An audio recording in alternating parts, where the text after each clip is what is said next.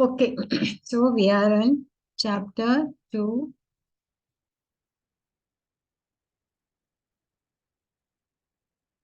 Okay. Okay, it's now, it's not on live on YouTube, but I'm recording it on my computer. So, something I have to learn. So let us pay obeisance to Sri Radha Govinda. Om Ajnanatimirandasya Nanakashalakaya Chakshumritam Mena Tasmai Shri Gurave Namaha Sri Chaitanya Manabhishtam Sthapitam Mena Bhutale Swayam Rupa Kadamayyam Dadati Swapadantikam Vandeham Shri Guru Shri Uttapada Kamalam Shri Guru Vaishnavscha Shri Rupam Sagrajatam Sahagana Raghunatham Vittam Tam Sajivam Sadvaitam Savadotam Parijana Sahitam Krishna Chaitanya Devam Shri Radha Krishna Padan Sahagana Lalita Shri Vishakara Vittamscha He Krishna Karuna Sindho Dino Bandho Jagatpate Gopesha Gopika Kanta Radha Kanta Namostute Tapta Kanchana Gaurangi Radhe Vrindavaneshwari Vrishabhanusute Devi Pranamami Hari Priye Vancha Kalpatrabhyascha Kripa Sindhavayeva cha Patitam Nam Pavnevo Vaishnevo Namo Namaha Namo Vishnu Padaya Krishna Prasthaya Bhutale Srimati Bhakti Vedanta Swamiti Namane Namaste Saraswate Deve Gauravani Pracharine Nirvishesha Shunyavadi Pascha Deshatarine Jayo Shri Krishna Chaitanya Prabhu Nityananda Shri Advaita Gadadhara Shivasadi Gaura Bhakta Vrinda Hare Krishna Krishna Krishna Hare Hare Hare Rama Rama Rama Hare Hare Hare Krishna. So what did we do? We looked at Arjuna's finally surrenders to Krishna, saying that, please, I'm your disciple now. So please instruct me what is good for me. So now I'm confused about my duty. I'm your disciple and the soul surrendered unto you. Please instruct. So what was God, mommy? He was out of miserly weakness of heart. So I'm not able to do my duty.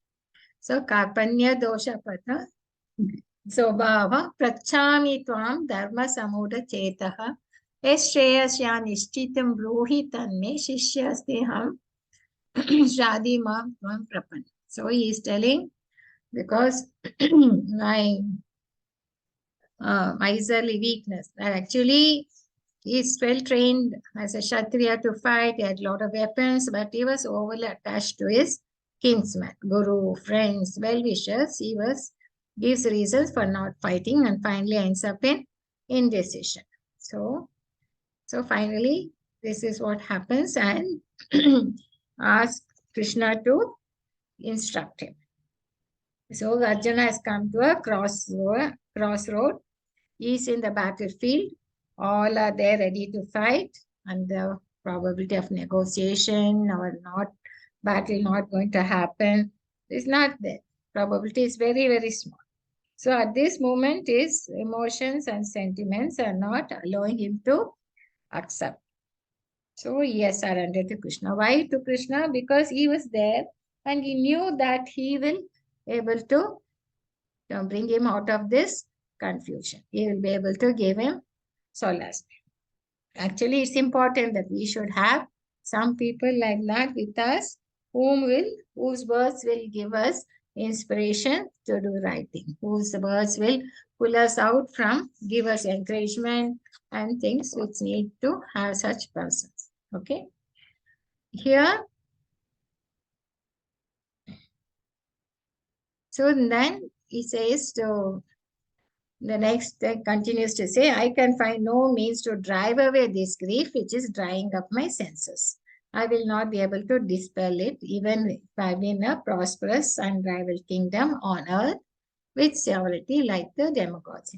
So what does he say is that this grief, that what is lamentation that is there for him, it cannot go away. So here the purport Prabhupada says, that Arjuna was putting forward so many arguments based on knowledge of the principles of religion, moral course. But it appears he is unable to solve his real problem without the help of a spiritual master.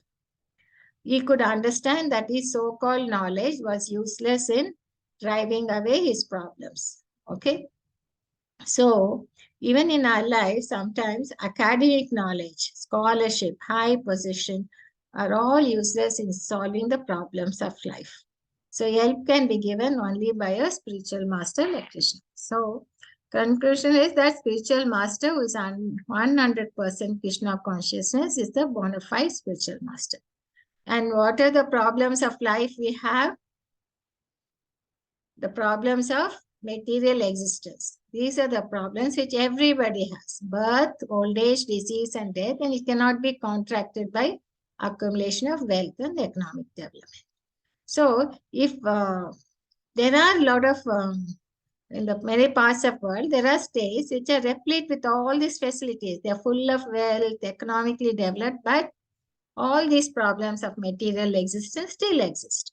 So, what we say, Prabhupada says, therefore, if you want to curb lamentation for good, then we have to take shelter of Krishna as Arjuna is seeking to do so.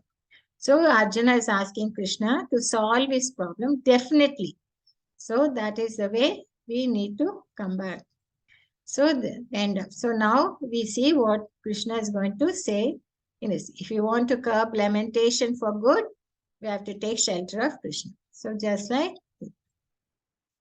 so, for in the verses 2.11 to 30, we are going to see the how counter arguments are given by Krishna to Arjuna for this first reason, which is compassion. He was wholly compassionate to the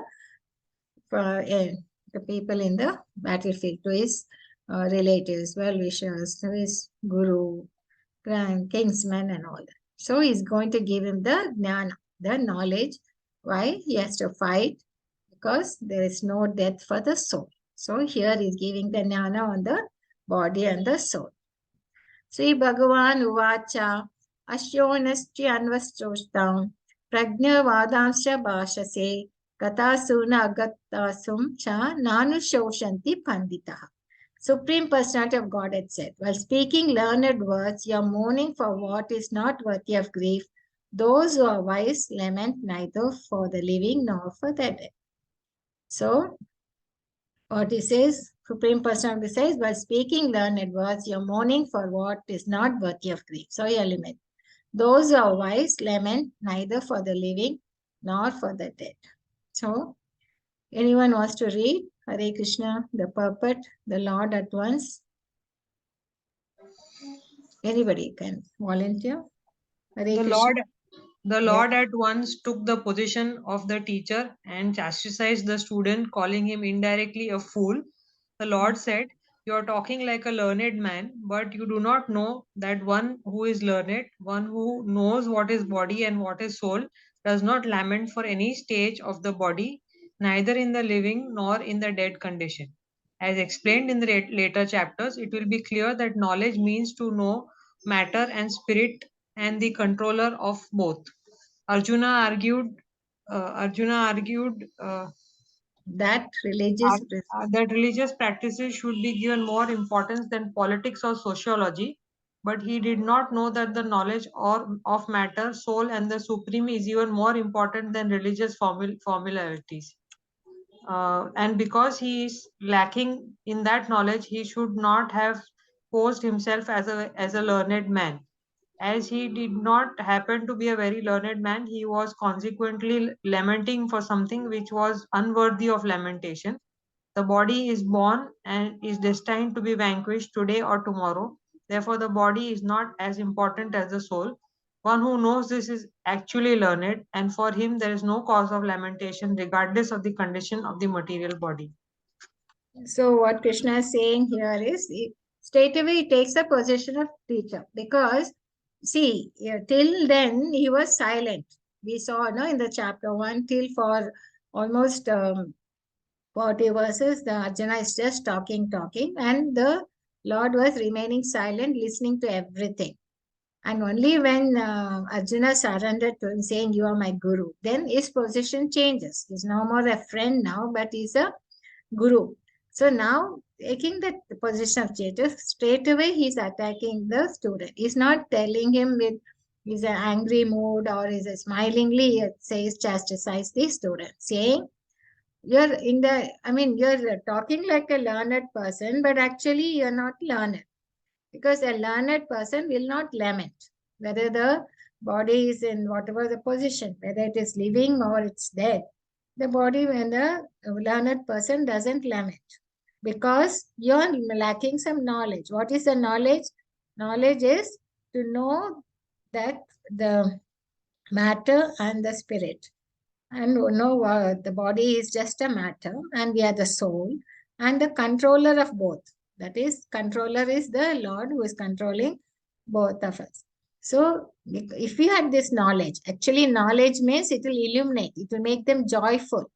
So, but you are now speaking like a learned person by quoting some religious principles, but you don't have the true knowledge. So, and what is the thing? That body is born and is destined to be vanquished today or tomorrow, whereas it is not as important as a soul. So if you are really learned, then you should not have cause for lamentation. So, like we may give good counseling to the others or knowledge, but first we have to think whether that knowledge is helping us or not in our personal life. So unless we understand properly, and then we will be able to make them understand intellectually. So knowledge is one which will make one joyful. And here then continues to say Krishna that, what does he say? That, so he's talking like, but he's a fool spiritual because he's not a learned. Learned man will know how to differentiate what is body, what is spirit, and who is controlling. And he will be able to take the things. And he won't lament, he won't think, because soul is eternal where the body is temporary, it will vanish. So he knows the difference. So he's born. Therefore, body is not as important as soul. So the knowledge here is not the academic knowledge. Here the knowledge straight away gives him this. He says the knowledge means to know matter and spirit and the control of both. Actually argued, Arjuna was arguing based on the religious principles. He was quoting from Shastras. No, yes. But Supreme is saying this knowledge goes to the top, is much more important than the religious formularies. Okay. Now, never was a time when I did not exist. Now he continues to say, because he says the body and the soul. So now he has to continue on the same line, saying about the soul. He says, all of you, when I did not exist, nor you, nor all these kings, nor in the future shall any of us cease to be. That means you will be here, you were there earlier. These people, these kings were all here, they were also there before. And they are there with me now, and they'll also be in the future. That means the soul established the individuality. There's nothing like they were not there or you are the thing. So, in the way that it clearly says how the Lord is maintaining all the living entities, even the earlier and even today and even tomorrow. Nityo Nityanam Chetanas Chetana. Reko Bahunam Yo Vidyati Ka. So now he is giving the same Vedic truth, Arjuna is given to all persons in the world who pose themselves as well, but actually a poor fund of knowledge. So here clearly he says that they were all existing before. Spiritually they were there and they will be here also and they will be tomorrow also. But there are Mayavadis who say that Ham Brahmasmi. That means we will, after liberation, we get merged into the Brahma Jyoti. But actually, it is not like that. Here Krishna is saying that he was there before and he'll be here tomorrow also. That means there is an individuality.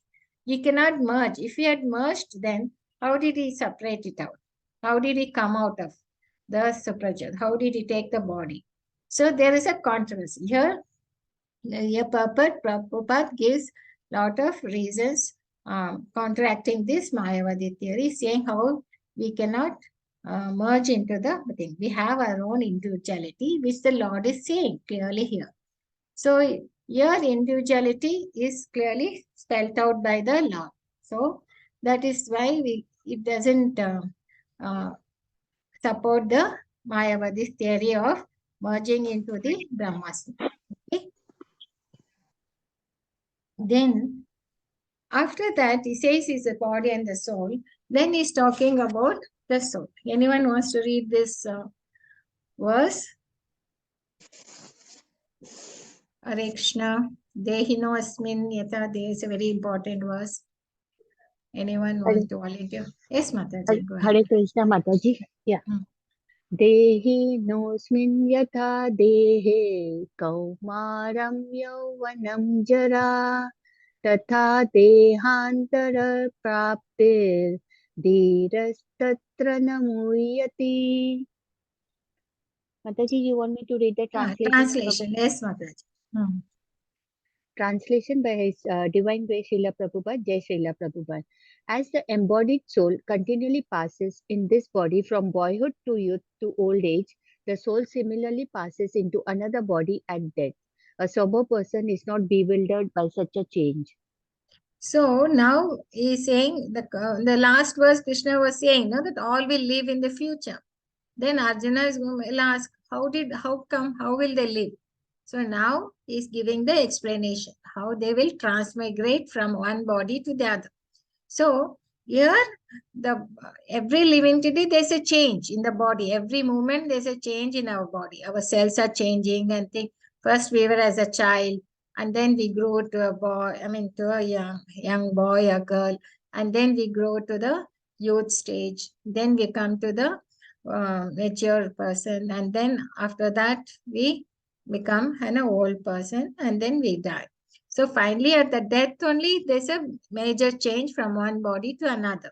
But during this journey, the body is changing at every moment. So, but in all that, the spirit remains the same. The soul won't change. So here in the purpose, the Krishna is saying that continually passes in this body from boyhood to youth to old age, but the soul similarly passes into another body at death. So it will be there. It will be there when it was a boy, and it will be there as a youth and is in old age. But only when it goes to another body, it changes.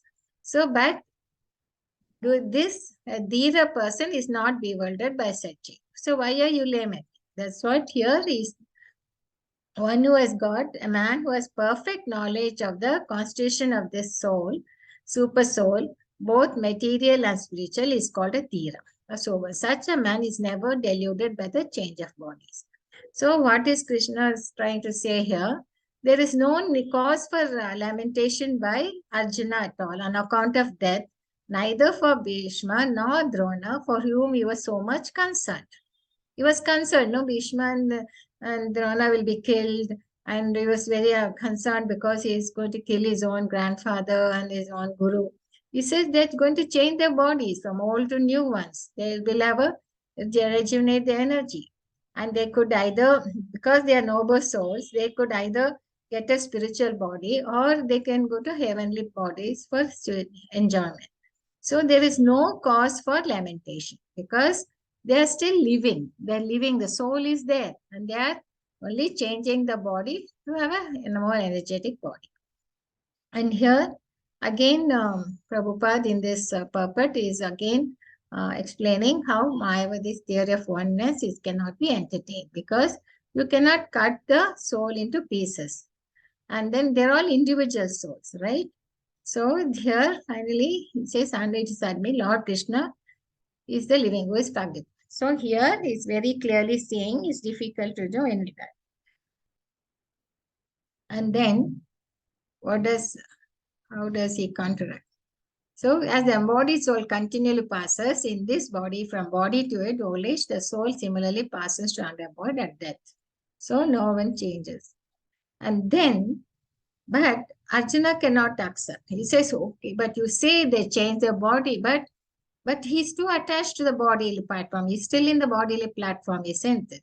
So he is still perturbed because he can't see his own grandparents change the body. So if he is still perturbed, he says it's difficult to rejoice when I see them die and have a different body because he was attached to that body platform. So now Krishna is going to say why, how to handle that. So anybody here can go ahead. Matra Sparsha to Kaunteya. Please go ahead, Mataji. You're speaking. Sloka, you can say, Matra Sparsha to Kaunteya, Sitoshana Sukha Dukkha Dha, Akama Payina Nityasa, Tam Stitikshva Bharat. O son of Kunti, the non-permanent appearance of happiness and distress and their disappearance in due course are like the appearance and disappearance of winter and summer seasons. They arise from sense perceptions. O son of Bharata. We must learn to tolerate them without being disturbed. So now he's giving us the first instruction by the Lord. He's saying we have to tolerate. We have to tolerate the appearance of happiness and distress, whether it is honor, dishonor, fame, infamy, whatever it is. Think we have to tolerate that. Why? And what do you mean by suspense perception? See, when some sound comes, that means it falls in it. Our eardrums are touching the sound. Okay. And because of that, we are able to hear some music or something. So from that sense object, we are getting the sound and we are hearing it. So when from the sense object touches our ears, we are able to hear the sound. So we get the hearing experience. Or when I see this image or you see this screen, so it is coming to your eyesight and from there you're getting the experience of seeing the image, right? But what? So the senses are in your control. That means your eyes are with you, your ears, your hand, everything, those are senses are with you.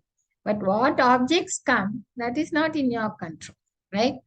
Sometimes you might hear some sound in the street or sometimes you get somebody else is shouting. So that kind of sounds you can't control. So sense objects are not in your control, whereas the senses are with you, right? And also and the experience you get, you might like the music. Oh, what a nice music. Or you might like the picture. So that experience is what it says, whether you like it or not like it, you're feeling happy about it. It all comes from by the soul. So matra sparsha means the senses, the sense perception. So he says you must tolerate them without being disturbed, right? Just like the summer seasons come, winter seasons comes and goes. It keeps on coming. So the feeling happy or feeling distress is going to come and go. And you don't have control on that. And moreover, that object which you like today may not like it tomorrow. That experience may not be the same or different all the time. Like see, when you're in the summer season, you like the cold water. But in winter, you may not like the cold water, isn't it? Same thing which you liked in summer, you don't like it in winter. So he says, so that the perceptions also changes. It doesn't remain the same.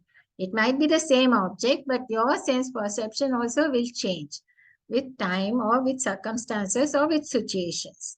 So here, and why this is happening is because of our sense perception. So if we the purport, Prabhupada writes, the proper discharge of duty, one has to tolerate this non-permanent appearance and disappearance of happiness and distress.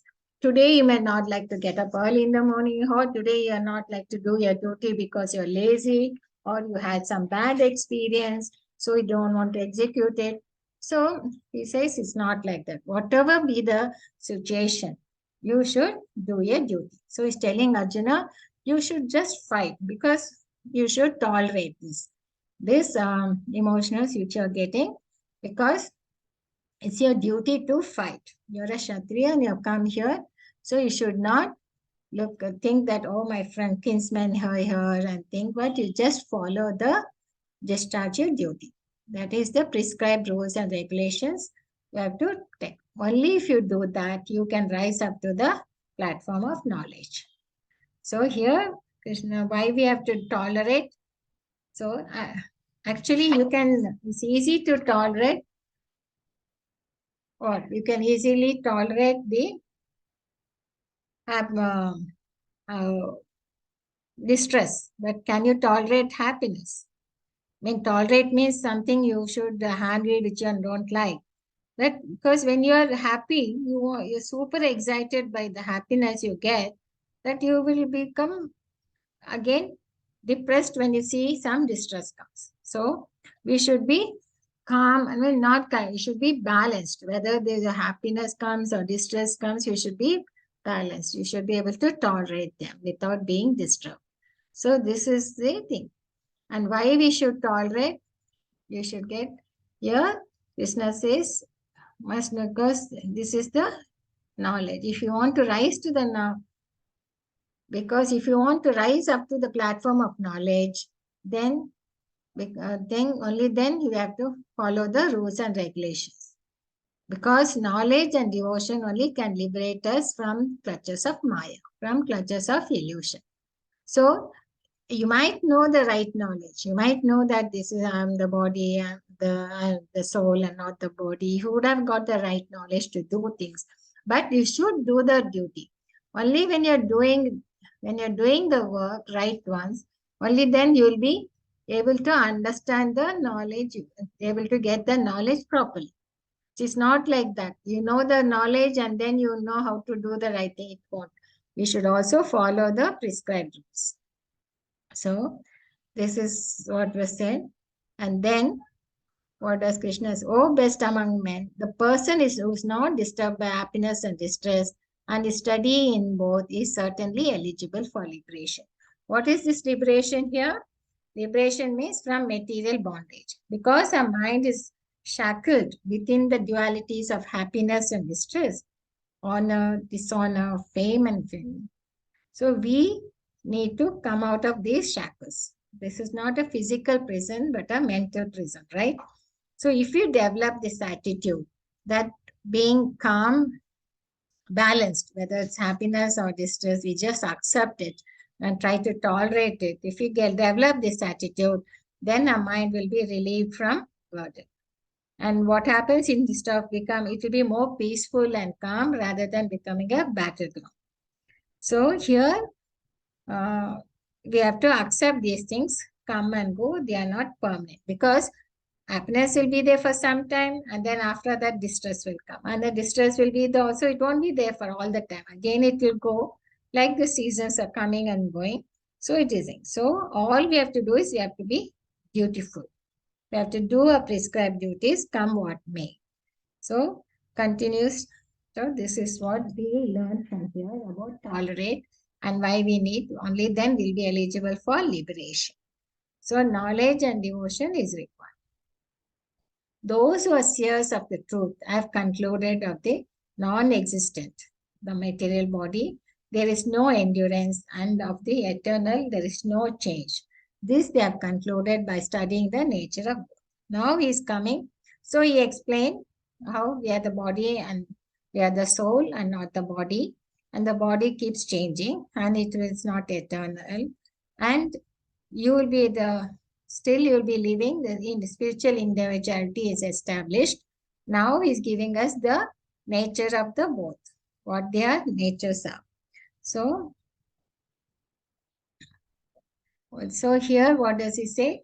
There is no endurance of the changing body. The bodies keep changing every time, but the actions and the reactions are the thing. Okay. And is admitted by modern science. This growth and old age are taking place in the body, but the spirit soul remains same. It doesn't change. Okay. Whatever be the changes in the body and the mind, the spirit soul doesn't change. So now it continues. So this is the thing. That is, body is asat and the soul is sat. Okay, eternal. So to what? To know what is asat and what is sat, that is jnana, real life. Wise man understands this clearly, so he will never get attached to the body, to the asat.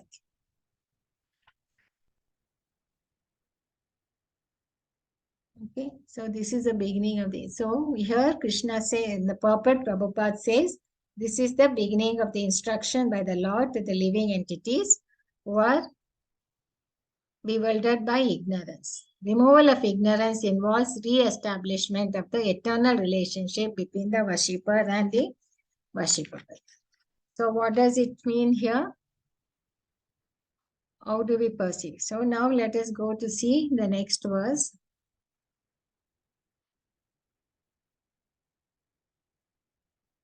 This is the beginning to the thing. Removal of ignorance involves re-establishment of the eternal relation between worshipper and worshipper. Consequent understanding the difference becomes the between the part and this is what we need to understand. That we are the soul and not the body, and we are part and parcel of the thing. And we should understand this more clearly. So now he is giving that about the, now in 2.17, he'll talk about the soul, and in 2.18, he'll talk about the body, nature of the body. So what is the soul? That which pervades the entire body, you should know to be indestructible. No one is able to destroy that imperishable soul. So how do we perceive there's a soul? By the consciousness. Only by consciousness, no? There we can perceive there's a soul here. So here clearly explains. So this very, people can read this. This is very nice to read. Purport. This verse, Hare Krishna, anyone can volunteer. Hare Krishna Mataji. This Yes. verse, Go ahead, Mataji. More clearly explains the nature of the soul, which is spread all over the body. Anyone can understand what is spread all the body. It is consciousness. Everyone is consciousness of the pains and pleasures of the body in part or as a whole. This spreading of consciousness is limited within one's body. So we don't know what is happening in another person's body. We can only be conscious of what's happening in our body, right? And then from Upanishads, we can get to know what the soul, size of the soul. Here this soul is described as 1/10,000 part of the upper portion of the air point in size. Okay, so it is a very tiny, and where does it stay? It stays, there are innumerable particles of spirituality which are measured as 1/10,000 upper portion of it.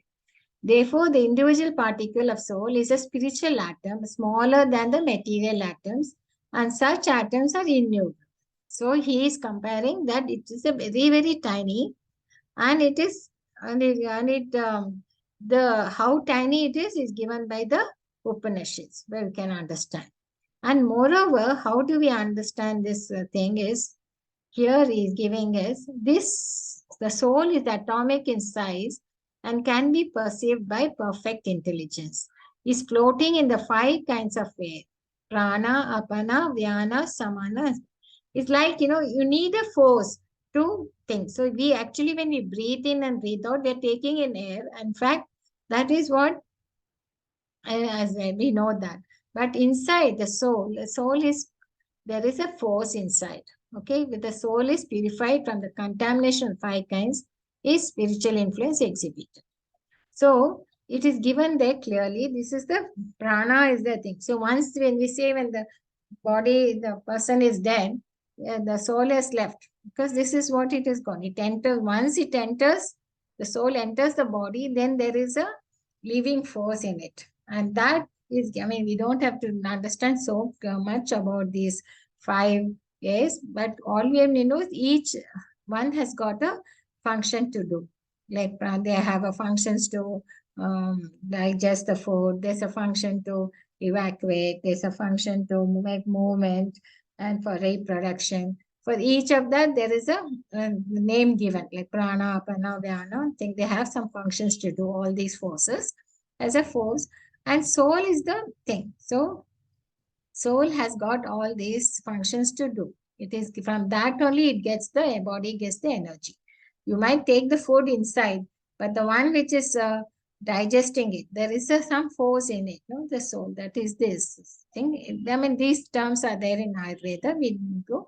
But what we can understand is the soul, because the soul is there, the body gets the energy to do.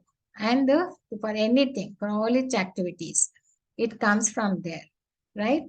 In fact, the doctors and all know many times they say, no, when they do the operation, but it all lies depends upon the Lord. I mean, finally they give up. Finally, they say, you pray, they say, we have done our best, but rest lies in the Lord. Same way here. So the soul, whether the sat particles which come. So here he compares the spirit particles to sunshine molecules. Like, when there's a sun is shining, you can see a lot of molecules that are, fragmented. Like that, we are the atomic rays of the rays coming from the Supreme Lord. So here is clearly described that the soul is just a living force in the body. Without that, the body cannot function. Okay. So that which pervades the entire body, should be indestructible. No one is able to destroy that imperishable soul. Then, and when the soul is perfect. So individual is and where does it lie? It's definitely in the heart. And when the soul passes away from this, the activity of the blood generating fusion ceases. So medical science accepts the importance of red corpuscles, but it cannot ascertain that the source of energy is the soul, because it all requires some experiment and some observation, but there is something which goes beyond. And what we do is we accept things from the scriptures, right? So the material body of the indestructible, immeasurable, and eternal living entity is sure to come to an end, therefore fight. So now we talked about the soul, now he's talking about the body. And it is the soul cannot be destroyed, but the body has an end. It has a beginning and it has an end. Okay. So basically Krishna is saying whether you fight or not, body will perish. Why can't we just do a duty? They cannot be saved. Body will perish anyway. Okay. So from many points, the Krishna is saying now from both the points, from saying that 2 points. One is that soul is eternal and it cannot be killed and it is there. And whereas the body it will perish anyway. So why are you worrying about the body? All you have to do is to do your duty. So neither you thinks the living entity, the slayer, nor you who thinks it is slain is in knowledge, for self slays not. So he says the soul is not killable. Here there's something which we need to understand. When a body is, that means the spirit is so small that it's impossible to kill him by any material weapon. Okay. But if he is not killable, doesn't mean that you can commit any violence. That you say, I'm not killing that person. I'm not killing the soul, only the body. You can't do that. So violence is not permissible by that. So here Krishna is not telling us to commit violence to anyone. So now does understanding that living entity is not killed encourage animal slaughter? Because you can't say, I'm only killing the body, I'm not the soul. That also you can't give that reason. So violence it's not, Arjuna is not inspiring violence. He's only telling him to do as per the law of the Lord. So killing the body of anyone without authority is abominable and is punishable by the law of state. Okay. So Krishna is not telling us to think violence. So we should understand this very clearly. So violence is not being promoted by the Lord here. Here is talking about the fighting because that is the duty of Arjuna, right? And here, because the soul is not killable, you can't encourage animal slaughter. You can't just kill any animal and think that only the body is killed and it will take another birth. That is not under right. Okay, you can't harm anybody. But in the next thing, here he says, the soul, there is neither birth nor death at any time. He has not come into being, does not come into being, and will not come into being. Okay, is unborn, eternal, ever existing, and primeval. Is not slain when the body is slain. So you might think, why is Krishna is repeating so many things, the same point again and again? Actually, he's giving it from different angles so that this concept will be understood. It's not that easy to understand this or to keep remembering it, because we normally, when we go back to our mundane work, no, we go back to our body platform. We forget about this. So now he's keep telling us from different angles how the soul is different and from the body.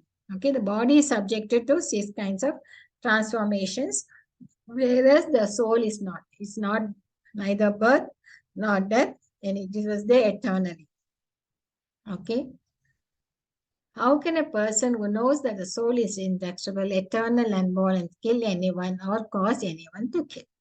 So if we know this, here there's something which we need to understand here. In this verse, he is telling about the violence, because whether the violence is permittable or not. So here Prabhupada gives a very nice purport. I think this is nice purport to read. Hare Krishna. Everyone can volunteer.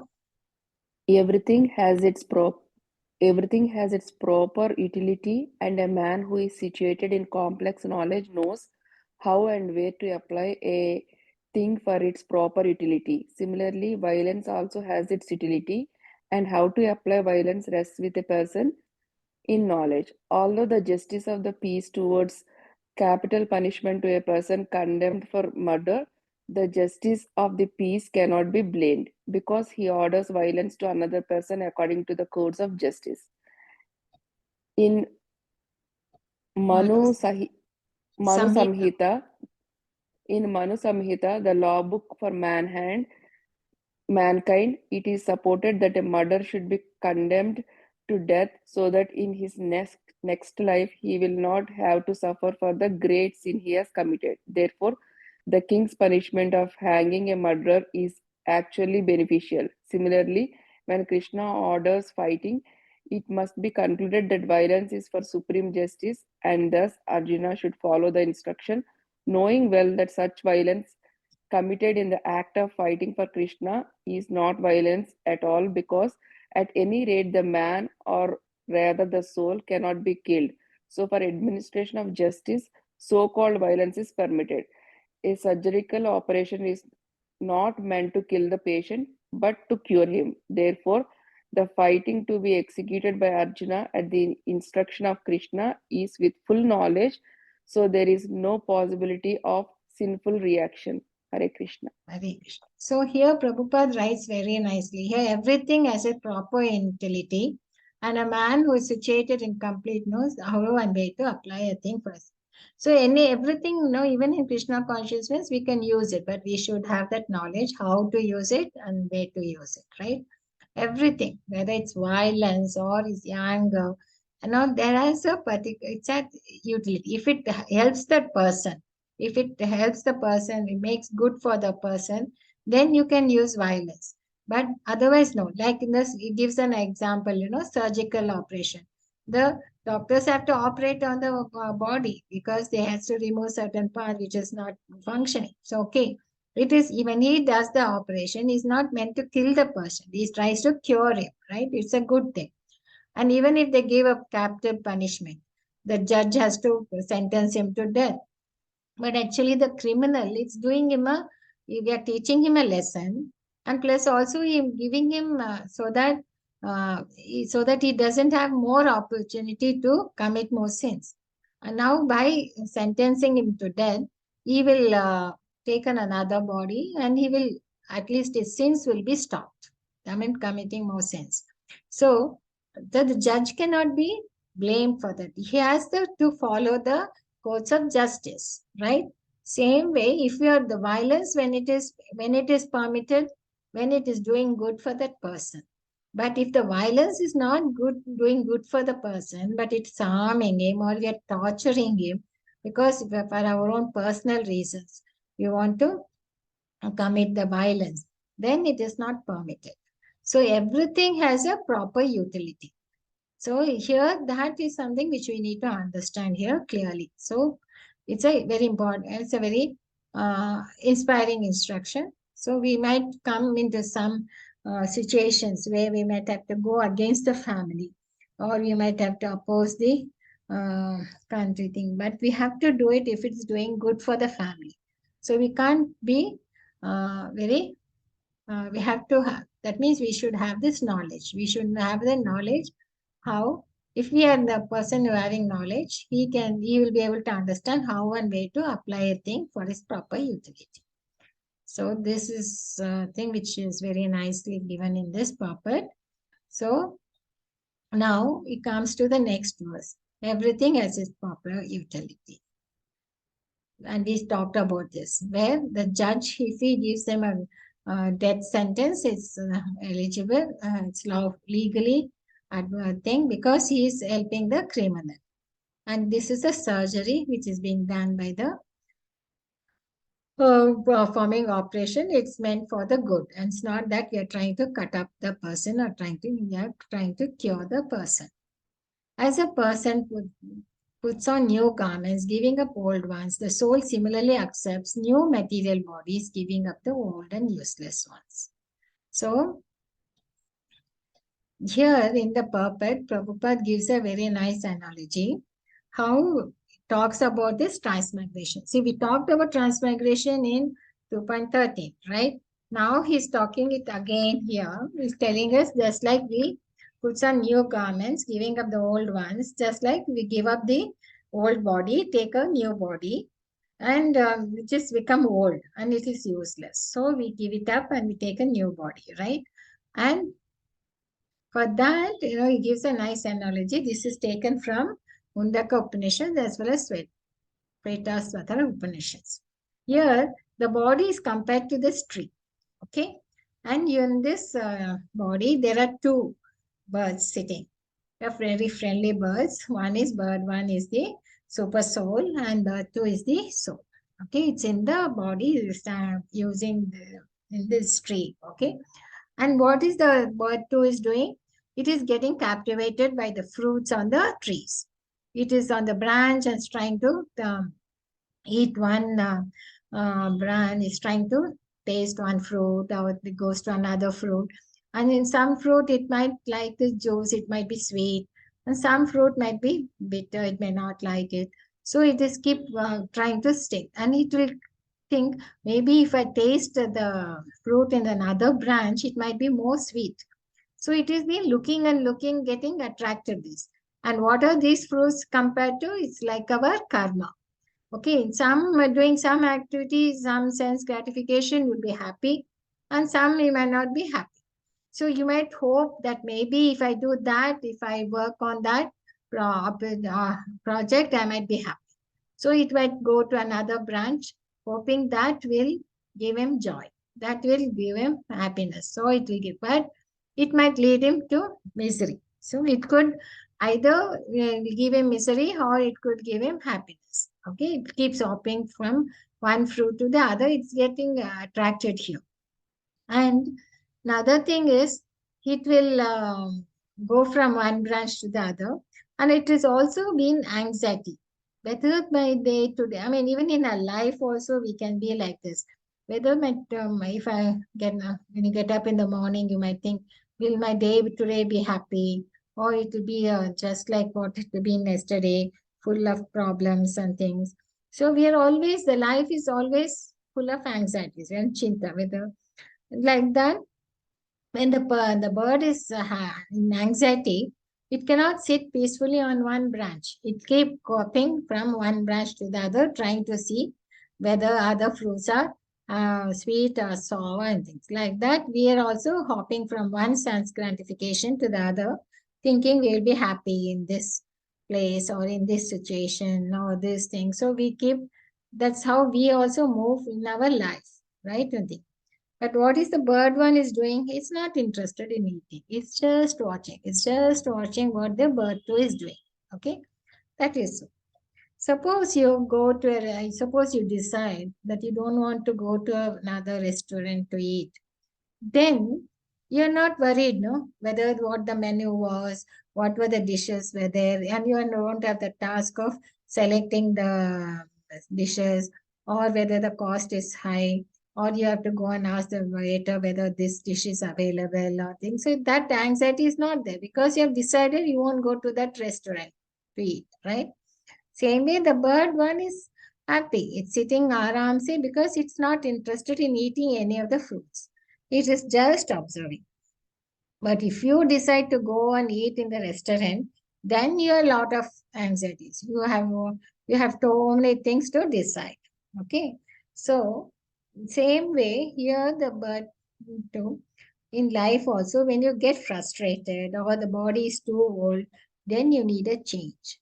So finally, when this bird is trying and exhausted of all the things, then what it decides, okay, I'll go to another tree and might be there the fruits will be much better. Okay. So it tries to go to another tree. That means it will change. The soul is trying to change the body from this body to the other body, right? This is how the transmigration takes. And how it happens, it becomes transmigrating from one body to the other. It happens by the ways of the super soul. And it is the desire of the entity because it desires to change, it desires to enjoy. And why this happens? Because why it has come into this situation, and why it has come into this cycle of birth and death? Because in the Prabhupada writes in the purport that we have forgotten our relationship with the Lord. Actually, we are supposed to serve the Lord. That master-servant relationship to the Lord has been forgotten. Because we forgot that, we want to enjoy independently of the Lord. Because we want to independently enjoy, we have a lot of desires. And because of the desires, you come to get a lot of anxieties and you're trying to change from one body to the other. So this is the root cause. The root cause is because we have things. So this master and servant relationship we have forgotten. That is the root cause why we are still in the clutches of birth and death cycle. So, and now he gave that example. So now he gave the philosophy. Says you transmigrate from one body to other because you are trying to think. And the body is, and because as long as you're in that body, you're always in anxiety. And because you're in anxiety, you will be trying to go back that because we have forgotten our relationship. Now, Krishna is going to talk from another angle. He is going to talk about the soul. I'm sorry, the soul cannot be cut into pieces by any weapon, nor burned by fire, nor moistened by water, nor withered by wind.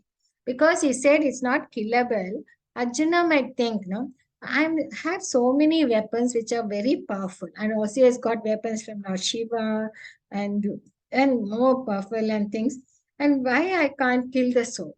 So now Krishna is talking about the nature of the soul. The soul cannot be cut into pieces by any weapon, nor you can burn it, nor moisten it by water, nor withered by wind. Nainam chindante shastrani, nainam dahati pavaka, na chainam pledyanti apo na shoshati maruta. And then, so more explanation on the nature of the soul. It is unchangeable. It is immovable, eternally the same, unbreakable, insoluble, neither burnt nor dried, and is everlasting and is present everywhere. And Sarvagata Sthano means everywhere means it's present in the, it can be present in the sun, it can be present in the moon or any planet or anywhere. Because it will, according to the environment, it will have the suitable body. That's all. But the soul is the same. It will present everywhere. It's everlasting. It cannot change. Okay. The nature cannot change and it is there. And it's just a spirit spark of the super soul. And it is invisible, inconceivable, and immutable. So we get the know of the more characteristics of the soul. It's unbreakable, insoluble, bond, everlasting, ever changeable, eternally same, innocent. Okay. After telling all that, now Krishna explained from those angles of because he's Kshatriya, no, so he has to speak from the angle of the weapons, which can be used or cannot be used. Now he's talking from a different philosophy. See, there are people who don't believe in the existence of the soul. So he's talking from that angle. So however you think that the soul will always be born and die forever, you still have no reason to lament or Maitya. Why he says that? Because so there are people who don't believe in the soul. They think once once we die, then there is no rebirth. So again, if you take a birth, it will be with a different body and there's no connection to the past. There's no connection to the past karma. So you're getting a new body with a new mind, everything is new. So the soul and the body dies together. And so if that is the case, then there is no sin, no? Because you're not having any sinful reactions. Because your new body, you don't have connections to the world. So he says you have no reason to lament. Because you're getting a new body. There's no connection with the thing past, right? There's nothing. So now, even if you think like that, Krishna says that you'll die, you still have no reason to lament. Okay? And one who has taken his birth is sure to die. And after death, one is sure to take birth again. Therefore, in the discharge of your duty, you should not lament. So, there's a birth and there's a death. So, once he is born, he's going to die. And once a thing, therefore, in the discharge of it, you should not limit. Okay? So all created beings are unmanifest in the beginning, manifest in the eternal state. Again, so what need is there? So he's talking from different angles. So there are atheists, no? People who are different philosophers. They don't believe in the existence of the soul. And if the people who believe in the existence of the soul, they think you were sometime, you were in some existence, you were unmanifested stage, okay? And then you were all joined together by how you got formed by this ether, air, all these Panchabhutas, you get a gross body and you're manifested. And when the body dies, again you go back into the animal. Like, if you build a skyscraper is built, okay, with all the materials you have and you got a building. And once you destroy the building, what happens? Again, it goes back to the earth, isn't it? There's no change in the thing. So from the earth, you took all the different elements and then you made the building. And when the building collapse, again it goes back. Same way, this body which you have got, it gets unmanifest. Some time it was in the unmanifest. It's in different elements, like a chemical elements. And then you have all formed together and you got created. And after that, once it's annihilated, it goes back. So if this is the case, then why are you worried about the chemical reactions? Why are you bothered? So Krishna is saying that is it. So here, finally, he concludes by saying the soul is amazing. Some look at on the soul as amazing. Some people who are amazing look on the soul, which is amazing. So here, whether you look or whether some people describe it, some hear about the thing, but still people are not able to understand the soul very clearly. Why so is because, see, soul can be in the worm also, in the bacteria also, or the soul can be in the elephant, or in the tree, or in the human beings, right? So it doesn't depend on what size of the body you have. The soul is very tiny and it is the same in everywhere, okay? Whether it is in a bacteria or thing. So people cannot understand this concept so easily. That is what is so amazing. That's what Krishna says. Okay? So how can it be like that and is so inconceivable and so indestructible?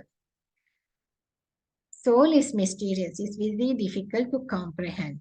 Then who cannot understand the soul? Why? Because they lack the knowledge and the devotion.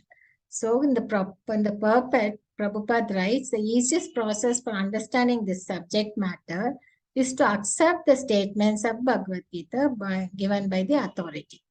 without being deviated by other theories. Okay? And it also requires a great deal of penance and sacrifice, either in this life or previous one. So unless you accept Krishna as a supreme personality of Godhead, you cannot understand. So you should have the mercy of the pure devotee. So lack of knowledge and austerity, because of that, you cannot understand the soul. And also for that, you need the mercy of a guru who can explain to you this knowledge and you can give this understanding. Then, so why did the Kauravas or the Dhritarashtra never understood this science? Because they never carried out the guru's instruction and they didn't have any pure heart. And how do you get a purification of your heart? By austerity. I mean, strictly following the regulations given by the 4 strict regulations, being austere and doing a japa. Only then you can purify your heart. So to understand this science is not that easy, but because here only by mercy of a guru, by taking here Krishna is himself, that's why Krishna himself is giving this science to Arjuna, so that he's explaining this science. Okay, or we have to take the personality of Godhead coming down in the disciplic section. So only by mercy of a guru, how we get it? By being truthful and dutiful in carrying out his instructions. And we need to have purification of heart by austerity and japa. So only then we can understand this science very clearly. Okay. So, and why we are still in the bodily platform. So then he concludes in the verse 30. Dehi nityam avadyoyam. That is, the soul is all time eternal and it is pervading everywhere. Dehi sarvasya bharata. O descendant of Bharata, he dwells in the body, can never be slain. Tasmat, therefore, you need not grieve for any living. Finally, he concludes clearly saying, this science, Krishna, so you can understand that soul is there and it cannot be slain. So you need not grieve for any living being. Tasmat sarvani bhutani natvam sashyati. So he is giving him the right knowledge so that he can take the right actions. So by giving him the knowledge, the jnana, that this is the soul and that is the body, and you are not, and the body can, and you cannot slay the soul. So you need not grieve for any living being. Just do your duty. So by giving him the jnana, he is trying to counteract the first reason of compassion. So any doubts in this thing? So he's destroying ignorance by giving proper knowledge. And by proper knowledge, he is inspiring Arjuna to take proper action. Okay. So these are the characteristics. I think we can go through that. I think. Vancha kalpatu abhyascha kripa sindhuvyacha patitam napavnepo vaishnepo namo namo. I'll stop steering and I'll also stop recording.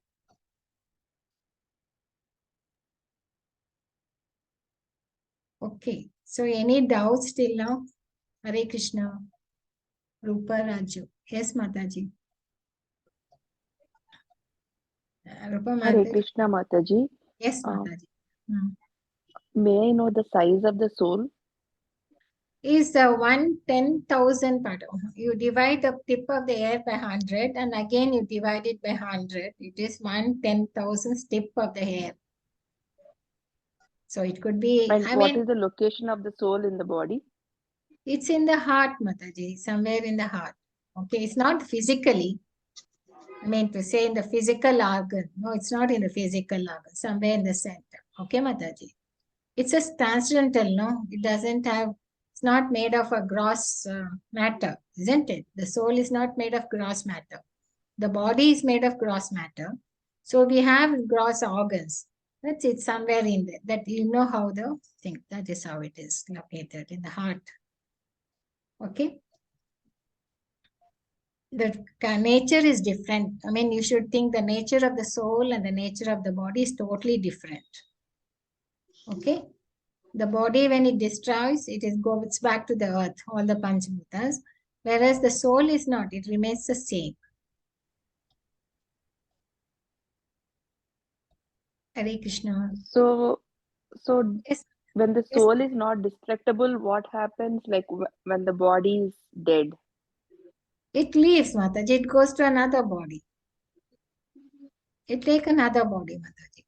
Then when people say we will be back to Godhead once you practice this devotion and bhakti yoga, Yes, like Mataji. We take another body. It could be a spiritual body or it could be another material body. Or it depends on where you go, which planet you'll be going. Okay, Mataji. So so that is then this, what is the nature that of the soul then? Like it will from be the where is it same. born? It is Where not is born. it born? It's not born, Mataji. It is eternal. There's no birth nor death. There's no born. It is there. We were part and parcel, like the Lord, no? We are Satchitananda. We were there eternally because we desired, because we wanted to, we forgot our relation with the Lord. We desired to come to them and enjoy ourselves independent of Krishna. So because of a desire, so Krishna made this world, material world, and he said, okay, you go there and enjoy. And whatever your desire is. He's a friend, he's a true thing. So we have come here because we wanted to enjoy ourselves, because we desire to come here. And after coming here, what happens once you have come into this material world? It could be in the form of an animal, or it could be an insect or ant, or you could be living in the sun planet, or you could be in the other higher planets or the lower planets. Anyway, we could have come. But when you're in the human body, you have the highest consciousness and we can understand. So the soul is there in everything, even in the immovable object as well as in movable object. Okay, it So is you mean there. the chair also has the soul? Yes, Mataji, material. It is there in every atom. There is an atom, no, Mataji. You see, no, when they do the science, they look at all the elements, the stone, and they say, no, the silicon, this, that, or so many things with their characteristics they do. There is a small atom, electrons, and this thing. There is some energy force there inside, which you don't know. So, like that, the soul is there in everything. Otherwise, how do you understand that in the scriptures and Rama, and there when Lord Rama touches the stone of, I think, Odiya, no? She regains her thing after the curse. Because of the curse, she has become a stone. And when by the splashes of Lord Rama's foot, she regains, comes out of the curse, she regains a body. How does it come? It is there, Mataji. Soul is there everywhere. It can take up any part of it. Only So thing is, Mataji, yes, Mataji, go ahead. can we consider soul as Chaitanyam? That Chaitanyam? Yes, how we understand the soul is there is by the consciousness. We have that feeling, no, that we are the body. We can feel, no, because wherever the blood flows, that energy, that gives the energy, living force. So when the energy flows, when the blood flows to all the parts of the body, you feel the sense. You can feel that. You can feel conscious that you are awake, you are alert, you can see things and all that. But the dead body, when you compare a living body and a dead body has got all the parts of the living body. But why we say the he has passed away? The soul has passed away. You can't, unless the soul enters that gross body, only then it will be active. Otherwise, it won't. That living force, that prana is what is the soul. So Yeah, then Mata. why, if is this soul a part of super soul, Mataji? Super soul meaning Paramatma? Yes, Mataji, but we are very tiny, like, drop of an ocean, the water, if you take a drop of water from the ocean, it will have the same characteristics as the water, as the ocean, no? If you do the what do you call experiment on that water which you have taken from the ocean, it will have the same nature as the ocean. But the drop and the ocean you can't compare, no? in his as a quantity. In quality wise, we are same, but in quantity, we are not as powerful as the Lord. The Lord is all powerful, He is all beautiful, everything. But we are not as perfect. We have the tiny thing, little bit of characteristics of the Lord. That's why we say Sachitananda. We have little thing, but we are not the same as in quantity wise, we are not thing. In quality wise, we are same. Mataji, so then why can't we as a soul cannot feel what other person is feeling, like in pain or pleasure? Because you are in this particular body, you have only that much capacity. Because that much. Whereas the super soul, he's there everywhere. So he is there residing in you, he's residing in me, he's residing in others, in all the animals, everywhere. So he can understand. Because that is super soul, Paramatma. He can understand, but we cannot. How do I know what's happening in your mind? I can't know. No? Same way, I can't understand what's happening in others' consciousness. But you are mentioning that soul is an observer. So No. Soul is observer, is the super soul is observer, not me. And I can only, I might want to do some. See, I want to move, okay? Through whom? Like, if I want to drive the car, I'll have to switch on the ignition, right? I'll be sitting there, right? And then it's the body moves and the car moves, right? Same way, the living force you want to move means that there is the desire is there by the soul, and then the action is done by the body. Can I so maybe the observer is a super soul? in the tree, the observer is a super soul. He doesn't take part. He only looks at it. He might permit you to carry out the desire, and then because of the permission, the material body will do the function. Okay, but the desire facilitating, the initiating is done by us, the soul. The facilitating is done by the super soul. Then he gives the sanction and the person. All your desires may not get your thing. No, you might desire, but he says no, man desires and the God disposes, isn't it? Man proposes, God disposes.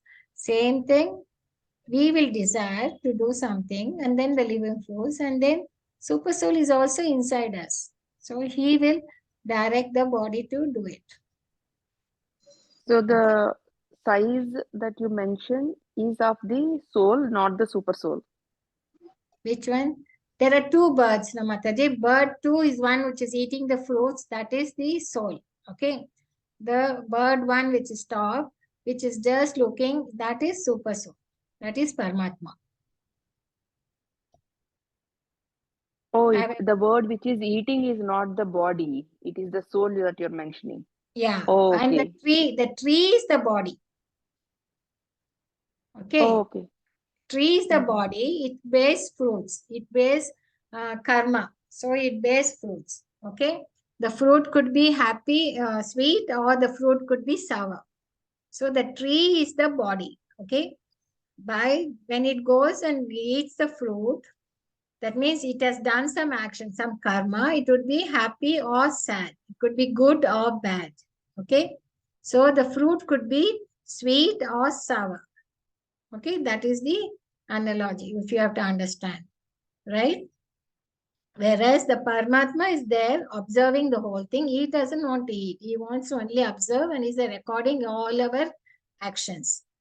And because we want to eat, we are trying to see which fruit is nice or which fruit is nice. So we think, okay, if I do this activity, I'll be happy. If I go and eat do that action or take up that opportunity, you go try to use for your sense gratification. That is, you want to be happy. So you are trying many things to be happy, right? So sometimes you will feel happy, sometimes you will feel unhappy. So that is what your fruits. That is, you eat the fruit, no, it will be happy, it's sweet or sour, right? So Soul is going up on from one branch to the other branch. Then finally, it may not like the tree. Then it will go to another tree. That means it will take another body. But super soul will be there already, there everywhere, no? So it will be standing. It will also wait for you to come to that tree. So that's how it is explained, this transmigration, how we transmigrate from one body to the other. Hare Krishna Mataji. Sorry Mataji, I got disconnected. One more question, Mataji. So I now understood body soul. So soul might be somewhere in the heart. So where is the super soul It's in also there with each you, individual? Mataji. It's there with you only. Wherever the But soul is, the where? super soul. But where in the It's in body? the heart of the soul only, Mataji. Somewhere in the heart only. And you can't understand the super soul is like, it's said, I don't know in which Bhagavatam or somewhere it is written that super soul is the size of a thumb, So in fact, Parikshit Maharaj could see Paramatma when Ashwatthama sends his Brahmastra, so that the Parikshit Maharaj who was in the womb of Uttara to kill the Parikshit Maharaj, okay, Uttara's son, that is Abhimanyu's wife. So then Paramatma was inside, so he will protect him from the Brahmastra. So when the soul enters into the body, when the conceived form, the minute the soul is there, he puts his seed and he also will be along with it. He won't leave us alone. He's there with us. Because we like the mother and the child, no? Child wants to play in the park. Will the mother leave alone the child? No. She'll be there watching and absent. And the child may not like the mother to watch. So, but she'll watch silently from somewhere so that he won't fall down or he won't get hurt like that. Paramatma is there with us all the time. But only thing is we are not looking towards him. We are more and more caught up with this Maya. We are in this illusion. We are in this ignorance. We are thinking we can find happiness in this world. But actually, Krishna says, in chapter 1, that this material world is dukkhalaya. So whatever work you do, whatever you do, you will always be unhappy. There will always be anxiety. Unless we turn towards the Lord. And for that, there are so many anarthas in us, misgivings in us, which is pulling us back. The ego, and we are proud, and a false ego. And we have so many things inside our heart which is not allowing us to look up, to come up out of that ignorance. For that only we say, for Kali Yuga, chanting of Hare Krishna mantra will help you to purify your heart. Unless that comes down, then only you can understand this, what is Krishna is trying to tell. Because Arjuna got caught into that emotional shackles. He was, how I can kill my grandfather, how I can kill my kid. So he got into that conflict, that thing. So now he's saying, why you're not killing them? You're only the soul. The body will change. And they are noble souls. Then the time has come for them to change. So they will change. Whether you like it or not, they're going to change the body. So you are come here to do your duty, and it's your duty to fight. So you just do a duty and don't get thing. That's come out of that compassion. The compassion was misplaced. Okay. Okay, Mataji. Thank you so much. Anybody else? I know it takes time, Mataji. That's why he says, finally he says it's not that easy to understand. Only with the we have to take the shelter of a guru, and we should also have a pure heart.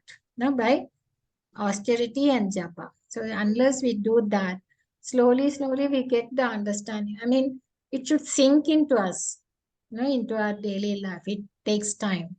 So we need to be in association with the devotees and try to get the right knowledge. Okay, Mataji. Sure, And Mataji. Sometimes I feel like I understand, but sometimes I feel like I know nothing, and then Yes, Mataji. I When keep the topic is repeating. brought up again, I will be like 2.0, and I know like what is this? Why am I not understanding this in the core? I mean, on the surface, I know what is soul, body, and all this, but in the experiential way, I Hmm. feel like I wanted to observe things and not to react to the regular mundane activities, but somewhere I slip. So that is what I'm practicing, and then this is very difficult to understand. Yes, Mataji. It's not, it is difficult. That's why I kept going to the purport, because even the purport is, some purport is very long. And some purport, Prabhupada writes from Upanishads and from scriptures he's quoting. But there are certain things, we have to keep repeatedly reading it. And why is it? And that too, he took 20 slokas, Krishna is talking about this. This is the basic knowledge which is given in Bhagavad Gita, which is not given in any other scriptures. Whatever theory, this is the basic thing which we have to understand, the rebirth of cycle and thing. Otherwise, why we get into this kind of anxieties, and whatever we do, today we'll be happy, tomorrow we can't be happy. He's telling us to be tolerant. Actually, olden days, our older generation, my grandparents, I think they were quite tolerant. Today, we don't find that tolerance in people or in the younger generation or in ourselves. No, they were more tolerant. They were quite calm. They were never getting excited, or for everything they won't take a. They won't like to have a party for every small thing. We want to have a party. We want to do this. We get people together. We are always jumping around. But older days, the people were quite calm. They were going about their duty, their work. They were quite satisfied with what they were having, isn't it? Yes, Don't you Mataji. Yeah. There is a difference, no? Yeah. So that tolerate, that's the first thing he's giving us, that attitude we should have, the tolerate. Then once you come to that, then you'll be able to get liberated. He said, what liberation? You have to come out of that mental shackles, no? Only then you'll be peace, so calm. Then you'll be able to understand this science. This is spiritual science, the transcendental science. It's not that easy. But the very fact we have come here itself is a beginning. That's a beginning of thing we're trying to understand. Okay, Mataji. So this Sure, Mataji. course we are going slowly so that we go through it, because in our level 1 we just touched only a few slokas. But you see in the how completely Krishna is explaining to Arjuna from all angles. Even if you take the wrong philosophy, not the Vedic philosophy, also what other philosophers are talking, or the atheist who don't believe in soul and body. So from that angle also is telling. He said then there's no sin at all, no? No papa punya, no? If you think there is no thing. He talks from that angle also. And he wants to somehow convince Arjuna, you fight and you hook up group. That is what Krishna is trying to do. So we're giving from all angles. Okay, Mataji. So this is Jnana. First starts off is giving you that straight away the uh, root cause of why we are feeling, why we are lamenting, why we are in this grief. Because we think we are the body. Unless you understand who am I, we are part and parcel of the Lord, and our job is to go back to Him. We have forgotten that. And we are thinking this is the permanent place. And we are trying to make this a happy place, which is not an impossible thing. That's the basic thing. Who am I? If you understand what are we? Today we might be in the body of a woman. Tomorrow we'll be in the body of a man or any other body, right? Depending upon our karmic reactions. So once you come to that understanding, it takes time, Mataji. Slowly, we'll get to that. Okay? Keep reading scriptures, keep doing that. ABCD principles. Yes, Okay? that I'm doing. Mataji, so Mm. how do we control that desire? No, Mataji, control is we have to regulate it. So you try to regulate it. Try to do things which will be favoring Krishna, and don't do things which are not favorable. That's all. You have to regulate it. Desire should be there, otherwise you can't live, no, Mataji. Living force is the desire should be there. but it should be controlled. So how do you control? So you try, there's a things, try to do things, how do you do? By austerity, trying to eat prasadam, then try to, the ABCD principles, by chanting Mataji. By chanting, what happens? You will be disciplining yourself. The more you discipline, more austerity you perform, that will help you, Mataji. And slowly Krishna's mercy will come. The Krishna's mercy will come when you are very serious and in your endeavor. Then he will give you the mercy. Then he will try to give you the understanding. He will help you. Only he can help you, Mataji. Because he will try to bring you some person from outside so that you can meet them and you will get your inspiration. Because he's there inside as Chaitanya Guru, but he will try to give you Guru from outside also. Okay? Sure, Mataji. Thank you. The very platform you're coming here and trying to understand Bhagavad Gita, what is Krishna's instruction itself is what it's his mercy, Mataji.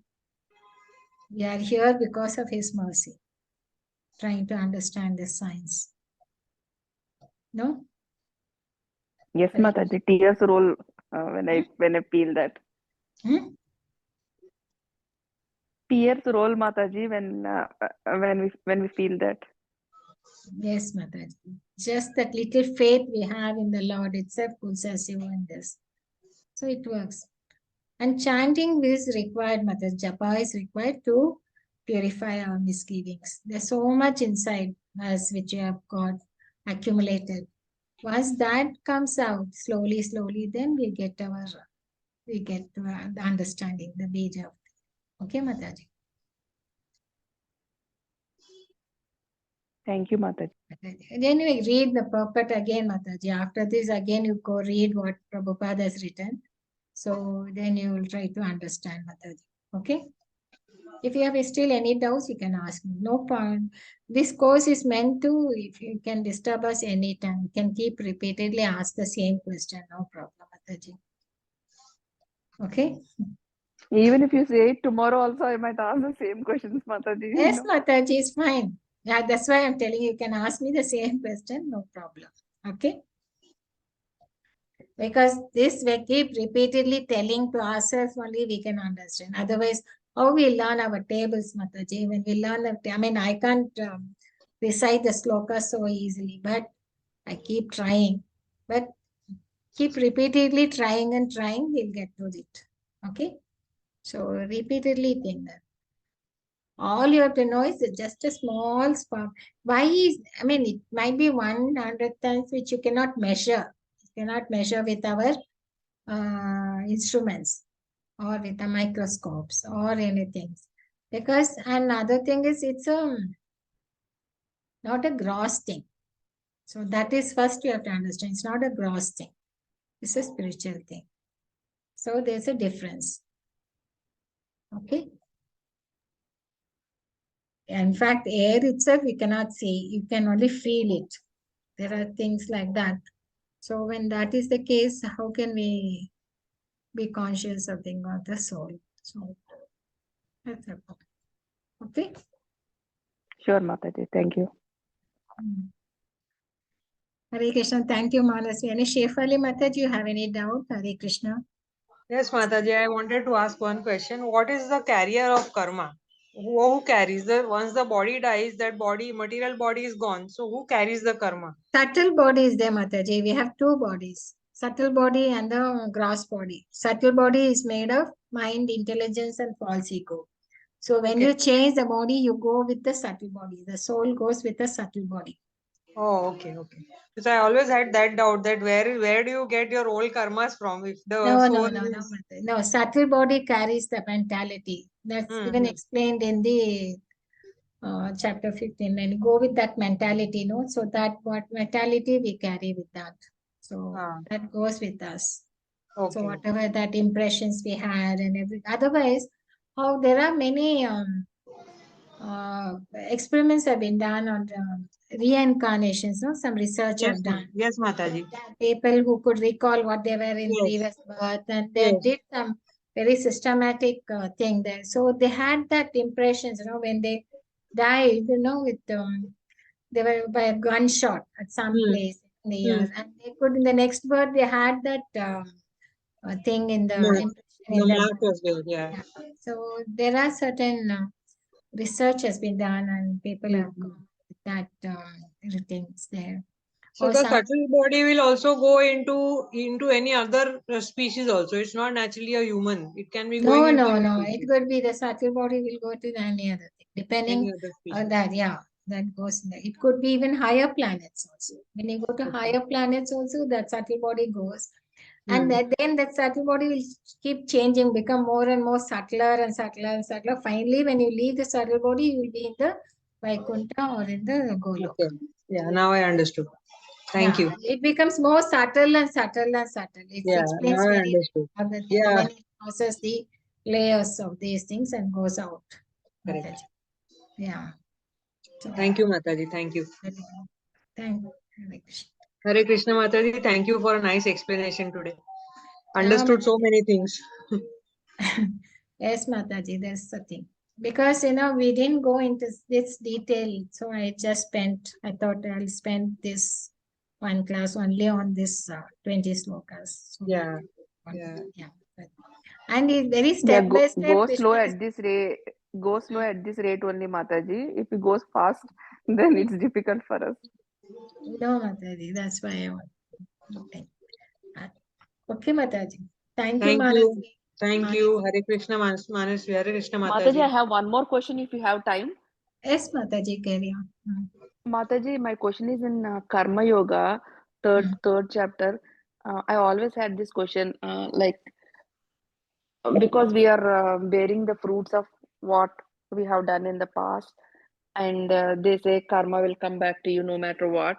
And in Bhakti Yoga, we say chanting the Hare Krishna mantra can void the sins, and you get the mercy of the Lord.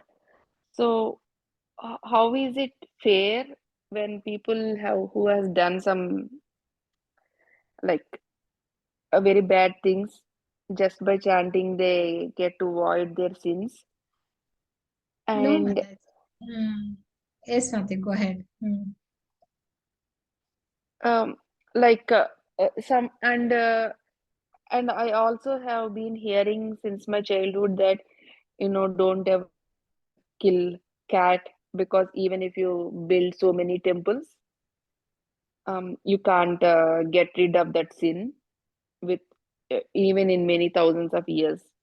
So why are only few things like you can void them to through some uh, penance, some spiritual activity, and why some of the sins cannot be void no matter what you do? So I'm not getting that part of karma, Mataji. No, Mataji, both account is different, Mataji. The Punya account is different and Papa account. You can't uh, say I can nullify by doing this Punya activity, I will reduce my Papa. No. You will have to have your own account, and this is account is different. So if you have done some sins, you have to suffer for that. And if you had done that much punya, you'll have to enjoy that punya. So you don't do this to nullify that. You cannot do that way. Understand, Mataji? By chanting, I'm not nullifying my sinful reactions. No. But what I'm doing is, I'm trying to purify my heart, and slowly that dust, whatever it is getting cleared. But if I have to suffer, I'll have to suffer for it. But Krishna will give me the strength to suffer or to enjoy. So that will be there. Okay, Mataji? You are not nullifying the sins, reactions. If you have to handle it, then think. The only thing is it's in the hands of Krishna. He says, no, don't fear, I will forgive all the sinful reactions. That is when you totally surrender to him. Hare Krishna, Mataji. Understood?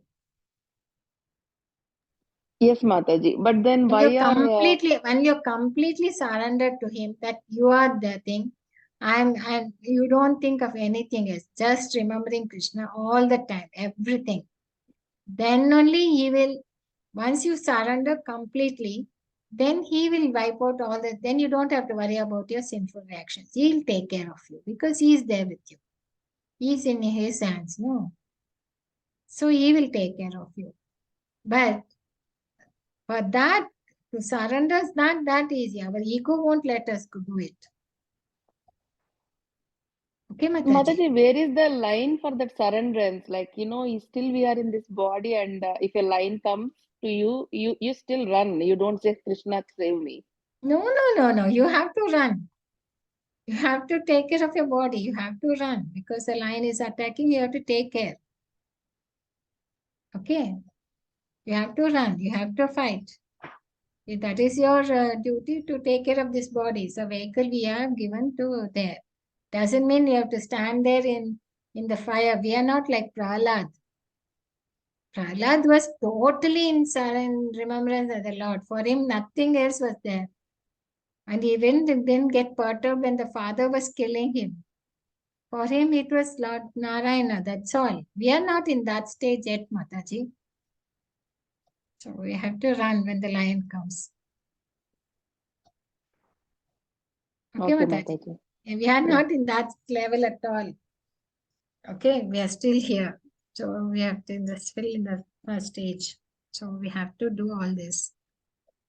You have to take. Then Krishna will come, it will be there. But many a time there are things where you can't find that, no, you'll be worrying and some things get cleared by His grace. It happens in your life. You would have noticed Yes, it. Mataji. Every day, yeah, I notice it, yeah. Yeah. So slowly things will come. So we'll get. The more and more you're involved, more and more you're thinking of Him, then you think only He can do it. We are nothing. It's all because of Him. Things are moving. The minute we think like that, then our conscious, it's only a shift in our consciousness, Mataji. That is what is your thing. You shift in your conscience, shift in your attitude. That is required. So that comes slowly. Okay, Mataji. Sure, Mataji. Thank It's you so not like much. 1-to-1. As you said, no, if I do this, this gets over. No, it's not that. Okay, Mataji. Mataji, but then why only cat though in that example? I have been hearing to that since my childhood. That is okay, Mataji. That is not being considered. Some, No, is there any specific reason, Mataji, why people say especially for cats? that I don't know, Mataji. It might be there, but I don't know. We have not come across in Bhagavad Gita or in Bhagavatam. So I don't think I know about that. Sometimes the people, pujaris and all will play on your fear, Mataji. Don't do this, otherwise you'll get like this. The fear of God, no, that. But I don't think that same applies in the other countries, isn't it? Yes, Mataji, yeah. Because the reason why I'm asking is my kid is always forcing me to buy a cat, and I always give this example, and now she's not believing in Krishna. She says, "How come Krishna says that I don't believe in him anymore?" Then I said, "No, Krishna didn't say. I know it's my grandma who said." So now she's. I don't know what to explain her. I mean, it's okay, Mataji. There are people who have cats and dogs. That's fine. It's okay. Okay, Mataji. So if nothing, no more questions. Thank you, Manasvi, staying so long with me. Hare Krishna. So Vancha Kalpatarapyascha Kripa Sindhu Evacha Patitam Nam Pavnepo Vaishnapo Namo Namah Hare Krishna. Let us close this class today. Hare Krishna Mataji. Thank you Mataji. Thank you, Mataji. Hare